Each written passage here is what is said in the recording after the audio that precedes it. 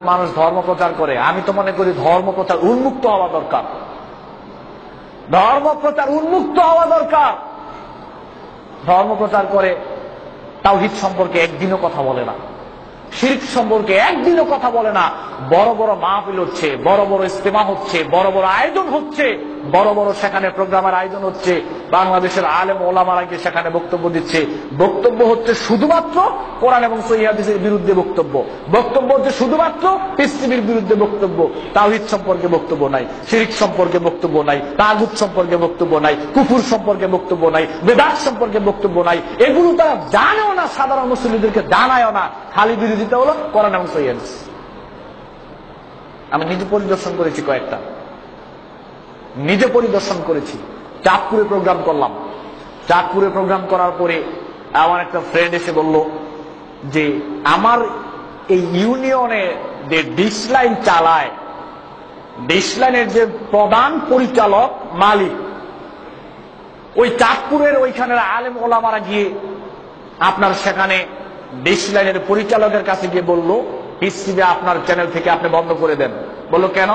বলল এই পিস টিভির মাধ্যমে মানুষের ঈমান আকীদাকে নষ্ট করে ফেলা হচ্ছে, মানুষকে গোমরাহ করে ফেলা হচ্ছে, আপনারা পিস টিভি বন্ধ করে দেন।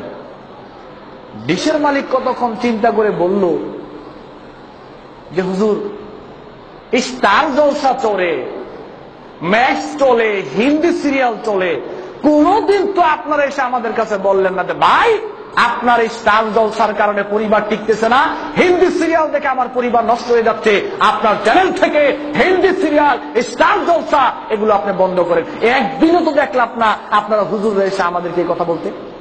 আমি বললাম আলহামদুলিল্লাহ, সাধারণ মানুষ বুঝে কিন্তু হুজুর বুঝে না।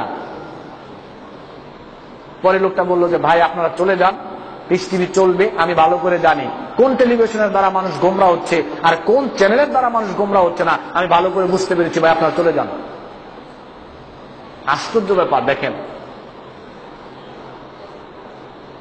কোরআন এবং সহিহ হাদিস আচ্ছা ঠিক আছে, আমিন আসতে না জোরে, হাত বুকে না নিচে, রাফুলে দেন করবেন কি করবেন না, তারপরে আপনার তারাবির নামাজ কয় রাকাত, তারপরে ঈদের নামাজ কয় রাকাত, কয় তাকবীর, আচ্ছা ঠিক আছে 5-6টা বিষয় নাই বললাম। এই 5-6টা বিষয়ের মধ্যে না একটু মতানৈক্য হচ্ছে, আপনাকে বলা হচ্ছে এইটা করেন, আপনি বলছেন না। এই 5-6টা বিষয়ের কারণে আপনি এত বিরোধিতা করেন, আর বাকিগুলো যাবে কোথায়? মাজারের বিরুদ্ধে আপনার জবান থেকে কথা বের হয় না, শিরকের বিরুদ্ধে আপনার জবান থেকে কথা বের হয় না, মাজারের বিরুদ্ধে আপনার কথা হয় না, শিরকের বিরুদ্ধে কথা হয় না। আমি তো দেখলাম দুইটার সাথে আপনার সম্পর্ক আছে। আশ্চর্য হয়ে যায়, এখন বর্তমানে দিন প্রচার করা অনেক কঠিন হয়ে যাচ্ছে, দিন প্রচার করা অনেক কঠিন হয়ে যাচ্ছে।